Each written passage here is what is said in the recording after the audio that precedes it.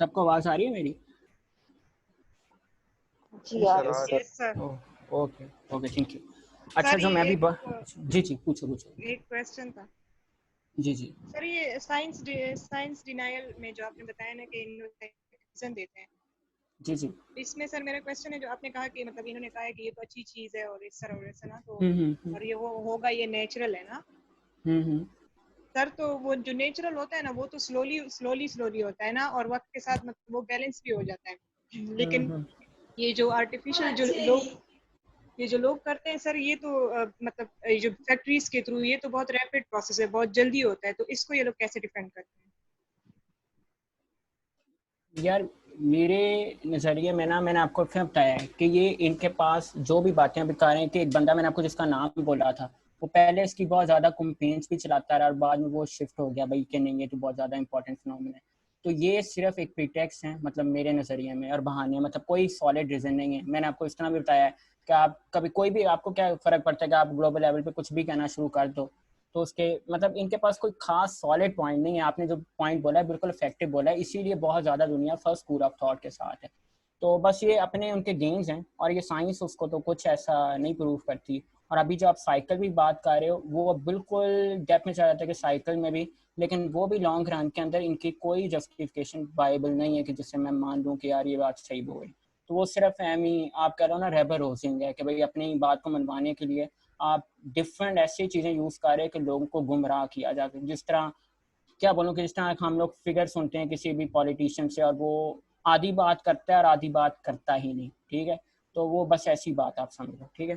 तो ये चीज़ है। आगे मैं ये बता रहा था जो आपको पॉलिटिकल रीजंस ना, अब पॉलिटिकली मैं जो आपको बताने लगा था, उसमें मैं आपको एक इंटरेस्टिंग फैक्ट बताने लगा था कि जो आपके पास क्योटो प्रोटोकॉल के अंदर बाइंडिंग एग्रीमेंट्स वगैरह भी कुछ थे, लेकिन वो आपके पास फेलियर कंसिडर होता है काफ़ी हद तक। और वो फेलियर क्यों कंसिडर होता है? क्योंकि आपके पास जो दो कंट्री हैं जो दुनिया की सबसे ज़्यादा पोल्यूशन फैलाती है, वो है चाइना। उसके बाद आपके पास कंसिडर होती है यूएसए, उसके बाद आपके पास कंसिडर होती है इंडिया, ठीक है? अब जो पहली और तीसरी ये जो कंट्री थी ना, इसमें इनको एक तरह से लफ्ज़ों में बोल रहे माफ़ कर दिया गया कि भाई आप लोगों पे इतनी बाइंडिंग नहीं है। वो क्यों नहीं है, मैं आपको बताता हूँ। कि जो आपने इंडस्ट्रियल रेवोल्यूशन का बात सुनी होगी 760 टू 1840 खास तौर पे, अब उस दौरान इनका ये कहना था ये डेवलपिंग कंट्री हैं, इन्होंने इतना नहीं किया, बुरा पहले लोगों ने किया है, जो यूएसए हो गया या यूके हो गया। तो इस वजह से इनको उन्होंने इतना ज़्यादा बाउंड नहीं किया। अब अमेरिका इस प्रीटेक्स्ट के साथ आ गया कि भाई आप उनको नहीं कहते, वो मेरे से ज़्यादा करें, तो मैं क्यों करूँ? इसकी वजह से, ये भी हम पूरा एग्रीमेंट पढ़ेंगे, इसमें मैं पॉलिटिकल डिनाइल जो बोलने लगा मैं बता, इसकी वजह भी एक्सप्लेन कर रहा हूँ कि यहाँ भी कर देंगे, आगे भी डिस्कस करेंगे, तो आपको इंशाल्लाह अच्छा याद रहेगा। उसमें इन्होंने फिर ये बात की कि जो आपके पास पहले थे, जो 90s के दौर में, वहाँ आपके पास ये 1997 में प्रपोज हुआ था ना, जब आपके पास आया ना बुश 2000 के अंदर, तब एक आपके पास कांग्रेस में एक रेजोल्यूशन भी पास हुई जो 95-0 से गई। मतलब 95 लोगों ने इस पे वोट किया कि भाई हमने क्लाइमेट चेंज के लिए कोई स्टेप नहीं लेना, क्योंकि इस पर हमारी इकोनॉमी अफेक्ट करेगी। तो इस वजह से उन्होंने नहीं इतना ज़्यादा इनपुट किया। तो ये मतलब प्रीटेक्स्ट में पॉलिटिकल डिनाइल, अमेरिका जो सुपर पावर है वो इस चीज़ को नहीं कर सका, ही नहीं किया उसने। उसके बाद अभी आपको रिसेंट एग्जांपल जो बहुत मशहूर है 2017 में, जो आपके पास रॉस पार्क्स में, आपके पास 1 जून में आपको 2017 में ट्रम्प ने की इलेक्शन जीतने के बाद। उधर अब ये भी चीज़ आपके पास उसने क्या, नहीं भाई हम नहीं कर सकते वगैरह वगैरह, ठीक है? उसी स्लोगन को जो आपने लगाया था शुरू में, उसको मतलब सपोर्ट करने के लिए। अब ये जो चीज़ है ये भी, लेकिन अभी तक फिर आपका एक क्वेश्चन आगे हम डिस्कस करेंगे कि अभी तक छोड़ वो क्यों नहीं पाया, क्योंकि उसके लिए कुछ कंडीशंस थी। वो एक इलेक्शन, वो आपके पास 4 नवंबर तक से पहले नहीं छोड़ सकता जो 2020 है। तो आपके पास मतलब वो जो दिन बनता है वो इलेक्शन से अगला एक दिन है, तो जब तक तो वो बाउंड है। तो आगे फिर देखेंगे उसमें क्या हो रहा है। तो मैंने आपको इस डिनाइल का बता दिया। अब पेरिस एग्रीमेंट में आपने इन चीज़ों को थोड़ा एड्रेस करने की कोशिश की थी, इसमें इवन प्लेंटीज भी थी। पेरिस एग्रीमेंट थोड़ा सा उसके मुकाबले में फ्लेक्सिबल भी क्योटो प्रोटोकॉल में, लेकिन स्टिल वो फेलियर था, क्योंकि इन कंट्रीज़ की अपनी ये जिस तरह ऑर्गेनाइजेशन है कोई नहीं करता, फिर नेम शेम वाली बात है, कोई अपनी फोर्सेस नहीं है कि भाई किसी पे कर सकें कुछ, करती कुछ भी नहीं है। इसी तरह कैनेडा था, उसने एक प्रीडेक्स डे के छोड़ दिया ये क्योटो प्रोटोकॉल को, वो हम डिटेल में पढ़ेंगे 2011 के अंदर। तो डिफरेंट चीज़ें होती रही साथ साथ। तो पॉलिटिकल डिनाइल इस तरह मतलब अपनी कोई रीज़न दे के कि भाई हमारा ये हो रहा है वगैरह, रिसर्चन आ गया वो आ गया, तो इस तरह आप लोग डिनाइल करते हो। अब क्राइसिस डिनाइल है, ये भी एक छोटी सी चीज़ है कि मतलब क्राइसिस आप लोग कहते हो कि भाई ये, अभी इसको मैं छोटी सी मिसाल में समझाता हूँ कि आप कहते हो कि भाई ये चीज़ मैं नहीं भी पढ़ता फॉर एग्जाम्पल, तो कोई फर्क नहीं पड़ने वाला, इंपॉर्टेंट ही नहीं है। तो आप अपने दिल को खुश करने के लिए कह रहे कि भाई ये क्राइसिस को, आप इसको क्राइसिस कंसिडर ही नहीं करते, ठीक है। जिस टाइम आपको बहुत अच्छी एग्जांपल है, इस टाइम हमारे मुल्क में होता है कि भाई ये कौन सी तो छोटी सी बात है। तो ये जो चीज़ है ना क्राइसिस के, मतलब आप मानते ही नहीं कि भाई ये तो क्राइसिस है ही नहीं, इससे क्या बुरा होना है। ये साइंटिस्ट आपको एमी डराई जाए, ये खुद से मतलब इतना नहीं है, तो इस वजह से इसको तो इतना सीरियस लेने की ज़रूरत ही नहीं है। तो ये जो स्कूल थॉट, जो सेकंड स्कूल ऑफ थॉट है, ये मैंने आपको जो बातें बताई हैं, ये भी आपके पास अभी काफ़ी मैंने ज़्यादा डिटेल में बताई। तो मतलब आपको पता हो इतने फैक्ट।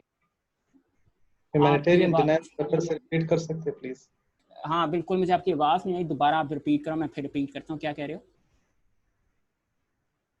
सर? मैं कह रहा था ये ह्यूमैनिटेरियन डिनाइल जरा फिर से रिपीट कर सकते हैं? हाँ फॉर श्योर, ठीक है। अच्छा, मैंने जो ये बताया था थर्ड पॉइंट के अंदर, उसमें आपके पास ये है कि आप ये बात कहते हो कि भाई ये तो जो चीज़ है ये तो इंसानों के लिए अच्छी है, ठीक है।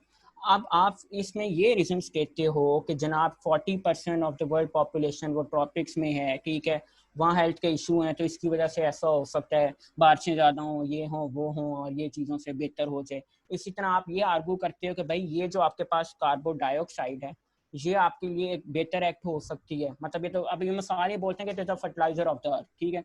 इसी तरह आप ये बात बोलते हो कि क्लाइमेट चेंज अच्छा है, वार्मर समर होंगे। जो अब ठंडे इलाके हैं उनके पास तो सीजन रोटेशन नहीं है, जो आपको शुरू में बताने की कोशिश ज़्यादा नहीं डिटेल में गया था, वो एक रोटेशन पे डिपेंड करते हैं और आपके पास लैटिट्यूड पैलेट्स पे डिपेंड करते हैं। तो वहाँ वार्म समर ज़्यादा लॉन्ग हो जाएंगे, तो ये फ़ायदा करेगा। मतलब आप ये समझ लो कि 1% या 2% फ़ायदे को आप 98% नुकसान से जोड़ने की कोशिश करें, जो बिल्कुल भी नहीं। आप इसका शॉर्ट मतलब कि ह्यूमैनिटेरियन डिनाइल कि आप कॉक जहर पीना, जिस तरह अभी मिसाल कोरोना में लोग कह रहे थे कि जनाब जो ये एडिक्शन वाली चीज़ें ये भी अच्छी हैं, क्योंकि जनाब आपने सुना होगा क्योंकि इससे कोरोना ठीक हो जाता है कोविड, ठीक है।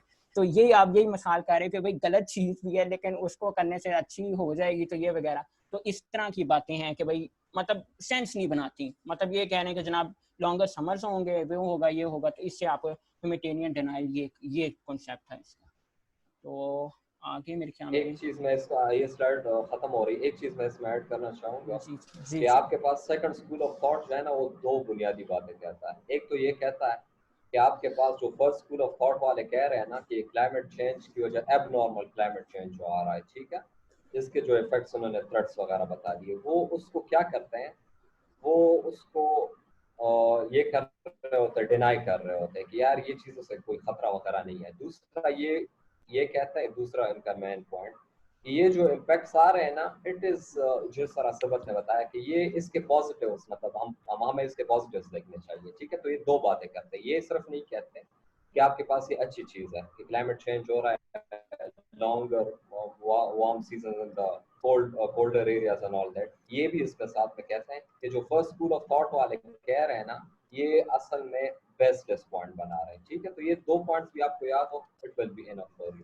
चले मूव फॉरवर्ड, ठीक है, आप सब कंटिन्यू करें। अच्छा, ये जब major evidence of the climate change still today, ये मैंने आपको शुरू में जब स्लाइड आई थी तो भी मैंने आपको बताए थे, मैं दोबारा इसको रिपीट कर देता हूँ जहाँ मैंने आपको फैक्ट्स सारे दिए थे, ठीक है। अब जो मैंने आपको पीछे फैक्ट्स कुछ दिए थे, मैं कोशिश करूँगा, आप लोग लिख चुके होगा, मैं आपको कुछ थोड़ी नई बातें बता दूँ इसमें। अब आपके पास जो हैं, पहले मैंने बताया था इंक्रीज इन ग्लोबल टेम्परेचर, मैंने वहीं से कॉपी किए हैं, वार्मिंग ऑफ ओशन वगैरह वगैरह सारे आगे। अब मैंने आपसे जब पढ़ाया था तो मैंने आपको भी बताने लगा हूँ जो गैसेज वाला था उसमें। अब जो मैं आपसे नहीं, आपको नहीं पता होगा, मैं खुद बता रहा हूँ सबको कि जो ग्रीन हाउस गैसेज है ना, अब इसमें मैंने आपको बताया था कि 6 मेन गैसेज हैं। तो आपके पास GHG, मैं ये टर्म्स बार बार GHG इसलिए बोलता हूँ कि आपको बुक्स में बहुत ज़्यादा मिलेगी, तो फिर कोई कंफ्यूज ना हो, इसलिए मैं GHG बोल रहा हूँ। तो वो जो आपके पास डिफरेंट वेबसाइट्स हैं, हर जगह से आपको थोड़ा सा होता है फ्लक्चुएट, लेकिन जहाँ से मैंने कहा था वो CITA वेबसाइट है, वहाँ से यूज़ किए थे। वहाँ आपके पास ग्लोबली जो आपके पास रिलीज होती है कार्बन डाइऑक्साइड, उसकी जो भी रेशियो जा रही है, वो आपके पास है जनाब 49358.03 GH आपके पास मैट्रिक टन कार्बन डाइऑक्साइड इसका यूनिट है, ठीक है। और पाकिस्तान के अंदर जो होती है वो 403.67 मैट्रिक टन कार्बन डाइऑक्साइड है। अब हमारे पास अगर कोई बहुत ज़्यादा डिटेल में जाना चाहता है, वो मैं भी अटैच कर दूंगा, लिंक भी होगा, कि आपके पास हर गैस की परसेंट अलग होती है। मतलब अभी आपके पास जिस तरह हमने पीछे पढ़ा था ना, जब आफ्ताब भाई कह रहे थे कि उसमें ये वाली चीज़, अब आपके पास नाइट्रो ऑक्साइड है, nitrous oxide, carbon dioxide, methane, अब इसकी अलग परसेंट भी होगी कि यार ये हमारे इन्वायरमेंट को कितना पोल्यूट कर रही है, तो उसकी भी आपको वैल्यू मिलेगी, ग्लोबली भी मिल जाएगी और पाकिस्तान के लेवल पे भी मिल जाएगी। फिर आप अपने क्वेश्चन को ज़्यादा एम्बेलिश करना चाहते हो फॉर एग्जांपल, तो आपको अभी जिस तरह आप एग्रीकल्चर का फॉर एग्जांपल टॉपिक है और उस पर आपने एक हेडर लिखना है ये वाला, तो उसमें आपको एग्रीकल्चर, इंडस्ट्री, एनर्जी, वेस्ट, उसके रिलेटेड भी आपको उन सब की फिगर्स मिल जाएंगी। तो मतलब ये मैंने आपको 2 फिगर बता दी इस चीज़ की। तो अभी जो हमने शुरू में भी डिस्कस किया था, तो इसमें अगर इस पॉइंट को आप कहते हो तो मैं दोबारा कर देता हूँ, एज तो मैं कर चुका हूँ, तो अगर आप कहते हो तो मैं दोबारा से इस पूरों को एक्सप्लेन करता हूँ, वरना फिर हम आगे चलते हैं। अच्छा हाँ, मैंने एक बात आप लोगों को, जी पूछो सर। हेलो मुझे अभी तक एक चीज मतलब सही मेरी कंफ्यूजन दूर नहीं हो रही, ये जो पॉइंट 8 है, ठीक है, ये मुझे सही समझ नहीं आया। कौन सा? ये वाला major evidence of the climate change? नहीं सर, कौन सा? ये जो ओशन वाला। अच्छा, ओशन, वार्मिंग ऑफ ओशन, हाँ मैं इसको एक्सप्लेन करता हूँ, बिल्कुल ठीक है। ठीक है। अब वार्मिंग ऑफ ओशन ऐसा ओशन एसिडिफिकेशन की बात कर रही है, if I am not wrong, point number 8 की बात कर रही है। जी यही बात कर रही हूँ सर। मैं दोनों बता देता हूँ भाई, ठीक है। अब आपके पास जो आपके मैंने आपको बताया था ना, तो आपके पास मैं दोबारा भी सबसे पहले वार्मिंग ऑफ ओशन जो मैंने बताया था, अब आपके पास मैंने ये बताया था सिंपल, आप सादे लफ्ज़ों में, कि जब आपके पास टेम्परेचर बढ़ रहा है तो डेफिनेटली आपके पास ग्लोबली हर चीज़ पर इफेक्ट आएगा, तो इसी तरह आपके पास ओशन पे भी इफेक्ट आएगा। अब ओशन पे आपके पास इफेक्ट आएगा, डेफिनेटली वो पूरे इकोसिस्टम को डिस्टर्ब करेगा, कुछ हवाएं ऊपर, मतलब मेरे पूरा फिनोमेना भी शुरू में बताया था। तो वार्मिंग ऑफ ओशन ये है आपके पास कि जो आपके पास ग्लोबल वार्मिंग और ग्रीन हाउस इफेक्ट के फिनोमेने से ओशन में जो पानी है और जो भी उसके साथ एसोसिएटेड फिनोमेना है उनमें अंदर वार्मिंग होती है, तो उसको आप वार्मिंग ऑफ ओशन कहते हैं। इसी तरह ओशन एसिडिफिकेशन जो था, इसको ताबा ने भी क्लियर किया था, मैं दोबारा इसको डिटेल में क्लियर करता हूँ।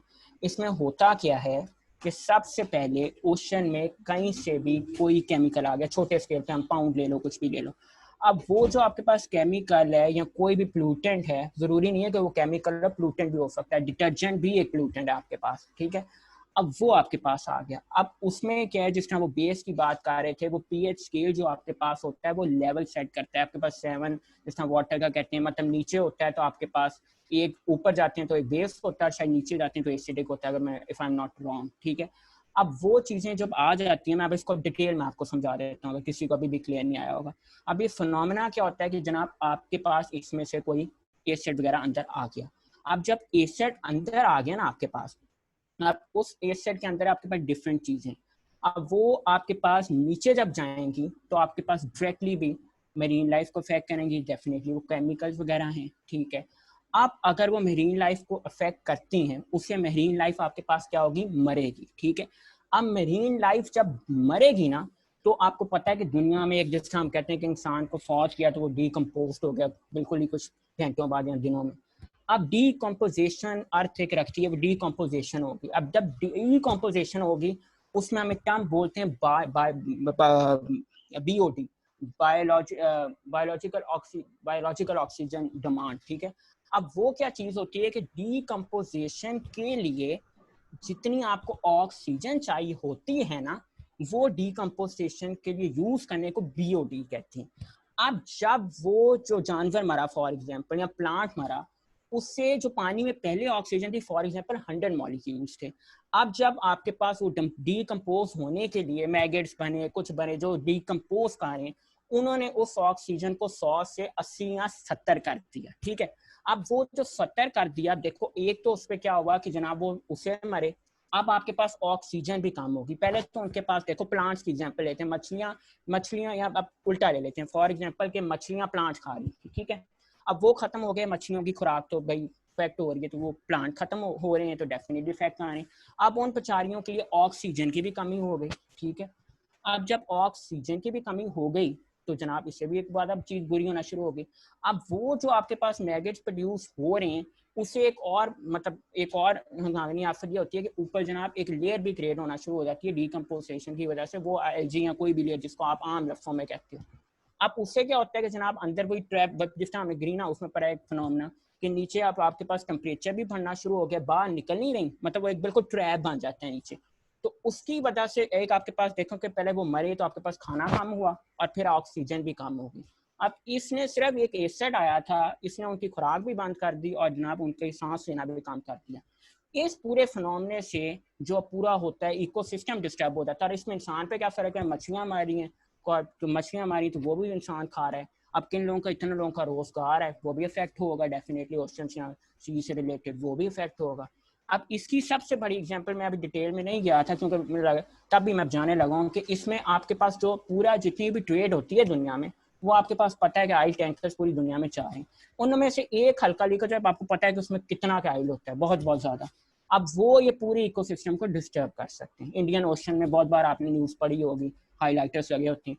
तो ये जो पूरा फिनोमेना मैंने बताया है ना, इस फिनोमेने को आपके पास होता है, ये फिनोमेना अंदर आप बोलो यूट्रिफिकेशन का फिनोमेना मैंने आपको समझाया थोड़ा बहुत, इससे बोलते हैं ओशन एस्टिफिकेशन। अगर आप इसकी चाहते हो कि मैं आपको इक्वेशन भी बताऊं तो मैं बता देता हूँ। फॉर एग्जांपल इसमें डोमिनेंट फैक्टर CO2 है जो आया CO2 प्लस H2O और कार्बोनिक एसिड या कार्बोनेट आयन कह लो, अनस्टेबल है आयन, जो साइंस पढ़ने उनको पता है कि स्टेबिलिटी आयन क्या होती है, और इससे हमारे पास बाय कार्बोनेट आयन बन जाता है, ठीक है। तो ये भी जो प्रोसेस है ये मजीद हमारे पास उस लाइफ को डिग्रेड करता है। तो ये जो पूरी टर्म है इसको ओशन एसिडिफिकेशन बोलते हैं। तो ये चीज़ है। आप किसी को कुछ समझ नहीं आई तो पूछे। Very nice, very well explained. In fact थोड़ा सा सर समझ आ रही है। थोड़ा सा सर मैं ऐड कर दूँ इसमें कि हमारे पास जो ओशंस है वो हमारे पास major sinks of carbon dioxide है। तो कार्बन जो हमारे पास ओशन का पीएच जो होता है वो अल्कलाइन होता है हमारे पास, लेकिन जब कार्बन डाइऑक्साइड वहाँ पर वो sink as a major sink काम करता है ओशन, तो वहाँ पर उसकी पीएच को वो बहुत ज़्यादा कम कर देता है। तो वो जो रूटीन लाइफ की जो मेरीन लाइफ है उनकी, प्लांट्स भी हो सकते हैं और फिशेस वगैरह भी, तो वो उनका वो जो रूटीन का उनको पीएच होता है जिन पर वो जिंदा रहते हैं, अपने काम फंक्शंस वगैरह करते हैं, तो वो डिस्टर्ब हो जाता है। तो इसको भी ocean acidification. That's good, that's good. अच्छा, अब इन्होंने जो बात की इसके अंदर मैं एक पॉइंट ऐड करता हूँ। अभी जो इन्होंने सिंक का नाम लिया ना, अब सिंक ज़रूरी नहीं है कि एक ओशन हो। मेरे नज़रिए में फॉरेस्ट भी एक बहुत बड़ा सिंक है, क्योंकि मैंने आपको शुरू में बताया था 31% ऑफ वर्ल्ड में आपके पास फॉरेस्ट है, ठीक है। अब ये जो इन्होंने बात बताई है, जो साइंस का स्टूडेंट है वो डेफिनेटली इसको इजीली समझ चुका होगा, लेकिन आम नॉर्मल लफ्ज़ के लिए हर बंदे को ये पता है कि भाई सिंक जो हमारे पास सबसे बड़ा है ना वो फॉरेस्ट है। तो वो 31% है, वो भी बहुत ज़्यादा सिंक एक्ट होते हैं। सिंक ज़रूरी नहीं है, बहुत सी चीज़ें जो आपको शायद पता भी नहीं होंगी तो वो भी बाकी में इस फिनोमेना के लिए ऐड होती हैं। लेकिन ये जो इन्होंने बताया ये एक तरह से रेमेडी बताई है इसकी। इधर हमारे पास मैं आपको फिनोमेना एक्सप्लेन करता कि होता कैसे। तो अच्छा, यहाँ तक मेरे ख्याल में आज का लेक्चर था हमारे पास। नहीं, एक अच्छा एफर्ट्स एक साइड रहती है। अच्छा, या लास्ट स्लाइड है। तो अब एंड पे मैं जब खत्म कर रहा हूँ तब भी कोई किसी को बात समझना है तो मैं दोबारा रिपीट कर दूंगा, नो इशू इन दैट। अब हमारे पास आगे आता है एफर्ट्स इन पास्ट। जी जी पूछो। ये पीछे वाले जरा स्लाइड करें एक मिनट के लिए। जी जी जी जी जी जी। ये एक जो ग्लेशियर रिट्रीट है ये थोड़ा सा ब्रीफ बता दें थोड़ा सा। अच्छा, और बिल्कुल। दो आपने एक और बात, दो आपने स्टैटिस्टिक्स बताई थी ना इंक्रीज इन ग्लोबल टेम्परेचर के, वो जरा काइंडली रिपीट कर दें। उसमें कंफ्यूजन ये है कि वो GHG की स्टैटिस्टिक्स की या सिर्फ कार्बन डाइऑक्साइड की स्टैटिस्टिक्स की। ओके ओके ओके ओके, मैं दोनों बता देता हूँ। अच्छा, अब जो इन्होंने ग्लेशियर का बताया है ये सिंपल वही सादे लफ्ज़ों में आप समझ लो कि जो आपके पास हम बार बार सुनते हैं, मैंने क्यों मुश्किल लफ्ज़ ले लिखी है कि वो आपके पास ग्लेशियर जो है आपके आप पिघल हैं। इसी क्वेश्चन पे मैंने आपको पूछा था कि जो सेकंड हाईएस्ट है वो आपके पास सियाचिन किसी ने बताया था। तो वो जो चीज़ है कि आपके पास जो उनका पिघलना है और उस पिघलने की वजह से आपके पास छठा पॉइंट भी आपको नजर आ रहा है कि सी लेवल राइज का है, वो जो चीज़ है। तो आपके पास ये सिंपल ग्लेशियर रिट्रीट है, इसका मतलब आपके पास है कि ग्लेशियर आपके पास ना और अराउंड कम होते जा रहे हैं। और इसमें मैंने आपको बताया था कि जो डाटा मैं आपको बता रहा हूँ इसमें डिफरेंट उन्होंने लिखा हुआ था ये मैंने आपको बताया था national flow and ice data centre and world glaciers monitoring services से। अब जो आपका क्वेश्चन है वो आपके पास ये है कि जो दो मैंने फिगर बताई थी, पहले तो इंक्रीज इन ग्लोबल टेम्परेचर जो इसमें हेडर है ना, उसमें मैंने आपको शुरू में बताया था 0.9 degree Celsius from late 19th century. और जो मैंने आपको अभी जो दूसरा आप अभी पूछ रहे थे पाकिस्तान, एक सेकंड मैं एक पॉइंट जरा एलाबोरेट कर दूं, मतलब सिर्फ एडिशन में कर देता हूं। लेट 19th सेंचुरी का मतलब ये है ना कि आपके पास जो उन्होंने एक स्टैंडर्ड रखा हुआ है जिसके लिहाज मतलब जिसके पर्सपेक्टिव से मतलब वो मेजर कर रहे होते हैं ना कि कितना इंक्रीज आया, वो असल में इंडस्ट्रियल रेवोल्यूशन से पहला का जो एरा है ना, ये इंडस्ट्रियल रेवोल्यूशन के बाद वो मेजर कर रहे हैं कि इंडस्ट्रियल रेवोल्यूशन आपके पास लेट 19th सेंचुरी में आया था, आई एम नॉट रॉन्ग। तो ये कि उससे फिर वो कर रहे होते हैं, आपने जो भी आप डॉक्यूमेंट वगैरह पढ़ेंगे ना या आर्टिकल्स, तो ये इंडस्ट्रियल रेवोल्यूशन को ही उसी पॉइंट को ही मद्देनजर रखकर वो बता रहे होते हैं कि उसके बाद से ग्लोबल टेम्परेचर ऑन एवरेज कितना बढ़ा है। तो इनकी जो फिगर है ना वो आपके पास जो लेट उसका वो कह रहे हैं, तो वो आपके पास इंडस्ट्रियल रेवोल्यूशन के बाद वाला और टाइम कह रहे हैं कि इंडस्ट्रियल रेवोल्यूशन जब आ गया तो उसके बाद अब तक जो टाइम गुजरा है इसमें ग्लोबली टेम्परेचर में कितना इजाफा देखने को आया है। ठीक है, तो ये इस लिहाज से वो कह रहे होते हैं। ओके अफ्ताब भाई, थैंक यू। अच्छा, अब जो मैं ये आपको बताने लगा था ना कि जो मैंने आपको फिगर दी थी कार्बन डाइऑक्साइड की, वो थी, आप सुन लो, ग्लोबली जो दुनिया में है वो 49358.03 GHG metric ton carbon dioxide. Okay, और जो आपके पास मैंने पाकिस्तान की फिगर दी थी ओवरऑल टोटल GHG की, वो मैंने आपको दी थी 403.67 GHG metric ton carbon dioxide. अच्छा, ये मैंने आपको जो रेफरेंस बोला था वो CITA बोला था। अब कार्बन एटलस के मैं इसमें थोड़ा सा ऐड कर देता हूँ, क्वेश्चन आ ही गया। तो उसमें पाकिस्तान, जिसका मैंने आपको इंडिया का बताया, उसके बाद US का बताया, पाकिस्तान का 28वां नंबर बोला जाता है कि पाकिस्तान 28वें पर अपलोड कर रहा है इस चीज़ को उस वेबसाइट के मुताबिक। कोई आगे पीछे थोड़ा बहुत एक दो हो सकता है। और फिर दूसरी बात यह है कि पाकिस्तान बेचारा वनरेबल आपके पास है, वो फैक्टर पे आता है कि जनाब वो 5वें नंबर पर चला गया, पहले 6ठे पे था।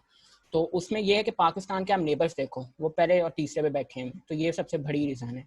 उसके बाद अगर आप कुछ गोल्स आगे हम पढ़ेंगे, पाकिस्तान में जो एक रिसेंट गोल शुरू हो रहा है उसमें 8 अचीव हुए, बाकी अभी नहीं हुए। तो ये चीज़ें हैं, वो आप आगे पढ़ते जाओगे। आगे मैं अब आऊँ efforts in the past towards climate change. अब ये आपके पास एफर्ट्स क्या हुई हैं? तो सबसे पहले अर्ली कन्वर्जेंस मूवमेंट है, मॉडर्न एनवायरनमेंट मूवमेंट है। अभी मैं आपको एक्सप्लेन कर ही जाता हूँ आगे। मेजर डिजायर अचानक डिजायरेबल हैपनिंग है।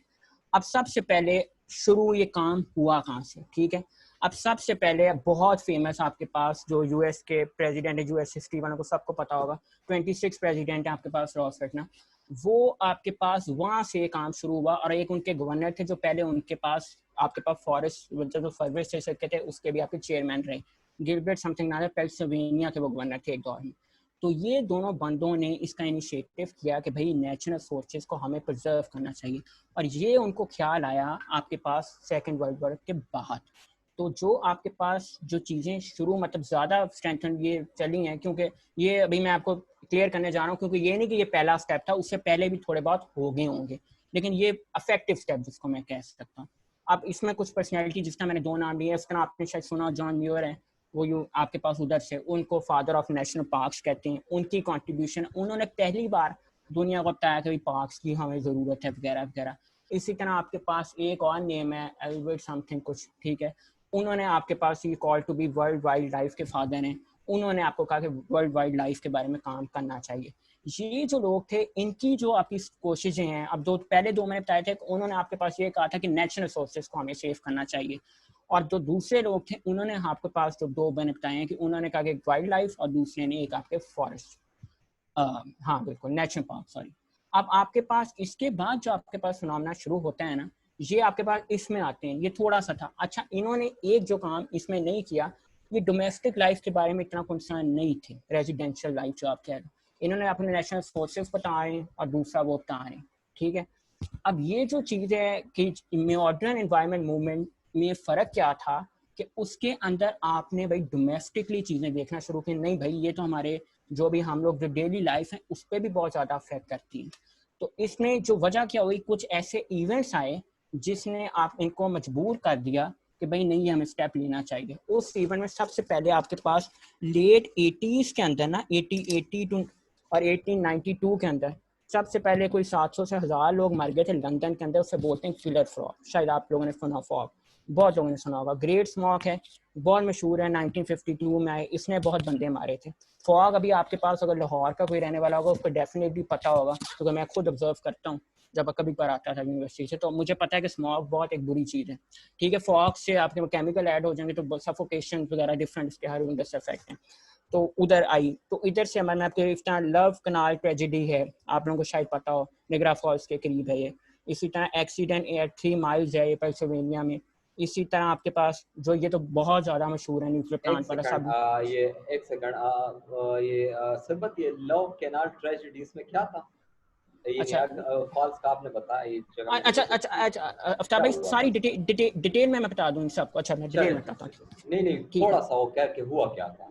अच्छा मैं बता देता हूँ। अच्छा ठीक है, इसमें आपके पास ये 1940 में होती है। ठीक है, अब इसमें जनाब 21,000 जो टन था ना आपके पास इंडस्ट्रियल वेस्ट, उसकी वजह से आपके पास बहुत ज़्यादा खराबी हुई थी और इसको नेशनल फेलियर ऑफ सिंबल कहते हैं। तो ये बेसिकली जो आपके पास 21,000 टॉक्सिक इंडस्ट्री वेस्ट था ना, उसकी ट्रेजेडी जो आपके पास लव कनाल के तौर पे हुई थी उस एरिया में, उसको हम लव कनाल ट्रेजेडी बोलते हैं।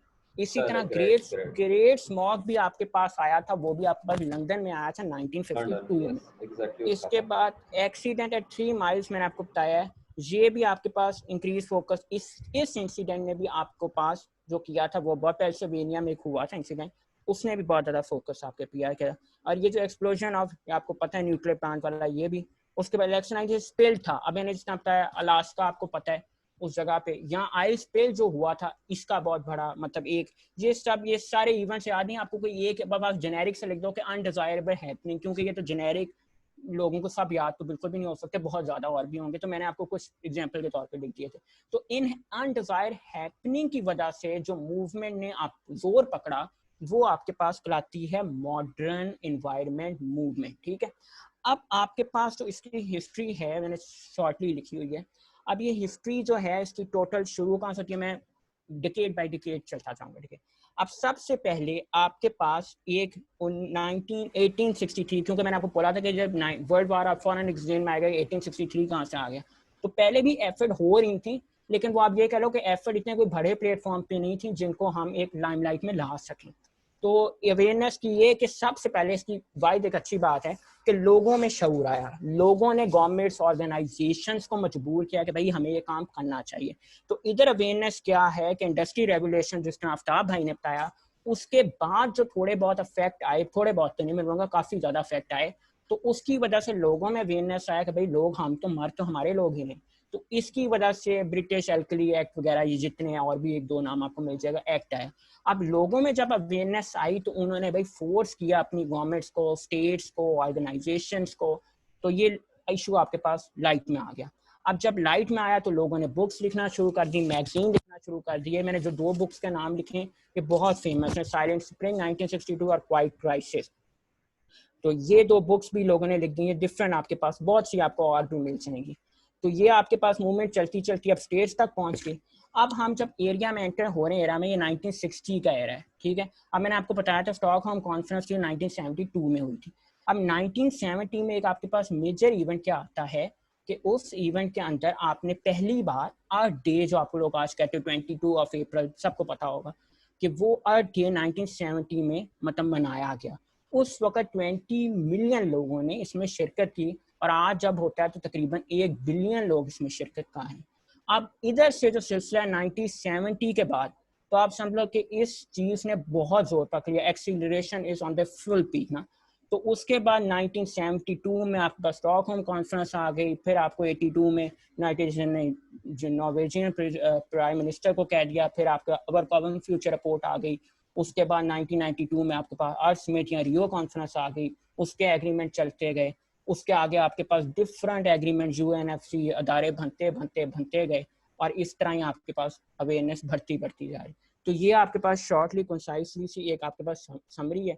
आगे आपको डिफरेंट, आप इस तरह मैंने ट्रिब्यूनल्स का नाम बोला था कि भाई ट्रिब्यूनल्स बन गए और इसी तरह एनजीओज बन गई, आपको पता होंगी डिफरेंट। अगर मैं इस तरह OXAM है, बहुत मशहूर है, इसी तरह डिफरेंट है आपके पास, ग्रीन पीस है, फ्रेंड्स ऑफ द अर्थ है, IUCN है, वर्ल्ड वाइड फंड है, डिफरेंट है।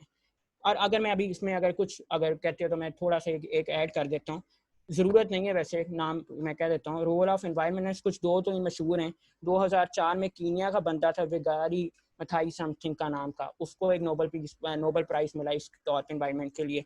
उसके बाद एक वाइस प्रेसिडेंट ऑफ USA थे, ठीक है, अल गोरी, शायद उनको भी एक इसके पे मिला था। तो ये जो चीज़ें हैं इसके, तो ये जो पूरी मतलब 1970 के बाद इस अवेयरनेस ने जोर पकड़ना शुरू किया और वो फिर आगे आगे बढ़ती गई। तो ये जो है कुछ एफर्ट्स नहीं पास से। तो ये हमारी लास्ट स्लाइड थी। अब कल जो हम हैं वो पहले हम इंटरनेशनली जो मैंने ऑर्गेनाइजेशंस और एग्रीमेंट्स का नाम लिया उनको डिटेल में पढ़ेंगे, फिर उनको हम पढ़ते पढ़ते हम आगे जो आज तक का काम हो रहा है, मतलब आज स्पेसिफिक आज के दिन तक, वहाँ तक आऊँगा। उसके बाद फिर हम पाकिस्तान के मतलब आएंगे कि पाकिस्तान के इसमें क्या स्टांस है और उनकी क्या पॉलिसीज़ हैं, और फिर उसके बाद हम थोड़ा सा इसको कंक्लूड की तरफ लेके जाएंगे। तो अभी तक आपका क्वेश्चन है। जी जी पूछो सर, ये जो कल जो वाक़या हुआ था बेरूत में, तो जी जी can this be in some way considered as a threat to climate in that region? Definitely वो आपके पास होगा कि जब कभी आपके पास एक्सप्लोजन होता है तो उसमें डिफरेंट केमिकल्स आपके पास अडैप्ट हुए होंगे, डिफरेंट न्यूक्लियर अटैक, जो भी मुझे एग्जैक्टली नहीं पता कि वो कौन सा स्पेसिफिक अटैक में आता है, तो उससे बिल्कुल थ्रेड है। ये जो भी आपके पास इस तरह की चीज़ होती है तो वो थ्रेड है, लेकिन एक स्पेसिफिक इंसिडेंट को हमें ये भी नहीं भी पता कि भाई उसमें कितना यूज़ हुआ है। तो ये आप जेनेरिक ही मतलब आप स्पेसिफिकली इंसिडेंट लिख सकते हो, लेकिन ये मैं प्राइमरी और सेकेंडरी समझती हूँ। अभी इसमें मैंने शुरू कहा जाता है कि 1000 टन्स ऑफ अमोनियम सल्फेट। जी जी बिल्कुल। अब मैं आपको बताता हूँ इसकी बात। अब आप जो भी बात कर रहे हो ये एक मैं कहता हूँ सेकेंडरी सोर्स है। मैं आपको बताता हूँ इसका फ़र्क।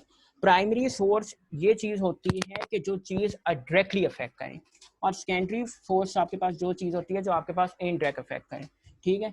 तो जो हमारे पास कोई भी चीज़ होती है जो प्राइमरी आपके पास अफेक्ट करती है, मतलब प्राइमरी मतलब ज़्यादा डिटेल में और किसी चीज़ से बनी है। मैं आपको एक छोटी सी मिसाल देता हूँ एसिड की। उसमें जो आपके पास हमारे पास जिस तरह सॉक्सिस और नॉक्सिस बोलते हैं, मतलब NOx NO2 का पार्टिकल है और SOx मतलब सल्फर ऑक्साइड का पार्टिकल है। अब इससे जो ये अभी आपके पास स्टेट में जब चेंज होते हैं ना एंड पे, पहले जाके ये 3 में होता है फिर 2 में आता है पूरी इक्वेशंस के साथ, तो जो शुरू वाला पार्टिकल होता है ना वो आपका प्राइमरी पोल्यूटेंट है जो इंडस्ट्री से निकला है, उसका इफेक्ट खासा ज़्यादा होता है जो आपके पास हाइब्रिड स्टेट में बनता है, ठीक है। तो हमें एक हम कहते हैं कि इस चीज़ का इतना रिएक्शन हो। अभी आप ये बात बिल्कुल एनवायरनमेंट थ्रेड एक तरह से नहीं, बहुत ज़्यादा बड़ी थ्रेड है। मैं आपको बताता हूँ वजह ये है कि जिस तरह मैंने आपको मिसाल दी थी अभी वर्ल्ड वो जो ऑस्ट्रेलिया की फायर वाली, उसका एक पूरा कार्बन साइकिल चल पड़ता है कि भाई ये कार्बन डाइऑक्साइड रिलीज हुई, दोबारा गई, ज़मीन से आई वगैरह वगैरह, तो वो एक हॉरेंडस सा बाद में इफेक्ट लेके आती है। तो डेफिनेटली बहुत ज़्यादा अफेक्ट करेगी। तो ये प्राइमरी में भी आप इसको डाल सकते हो जिस तरह आपने भी मुझे कॉन्सेंट्रेशन एग्जैक्टली बोली है, तो definitely is going to hurt a lot. तो और कोई क्वेश्चन है तो यू आर मोस्ट वेलकम।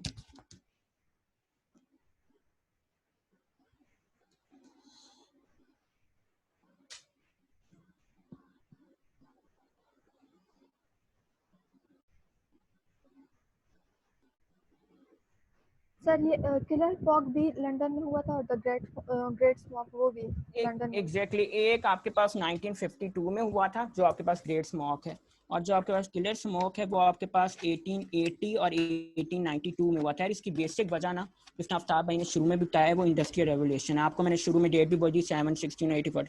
अब वो इन्वायरमेंट में जो चीज़ें हैं फ़ौरन गई तो उन्होंने कहीं ना कहीं अपना इफेक्ट तो करना था, तो ये मेन चीज़ इसकी वजह से हुआ था। और उसके बाद ही यूके को पता चल गया था कि भाई ये काम गलत है हमारे लिए, तो फिर उन्होंने इनिशिएटिव भी उठाना शुरू कर दी। तो हर कंट्री दुनिया में जितनी भी हैं, बेशक गरीब है अमीर है, वो क्लाइमेट चेंज को बहुत ज़्यादा इंपॉर्टेंस दे रही है। तो ये उधर हुई थी। तो अगर कोई पीछे साइड से किसी को कोई क्वेश्चन है तो पूछ ले। आज के लिए इतना ही है।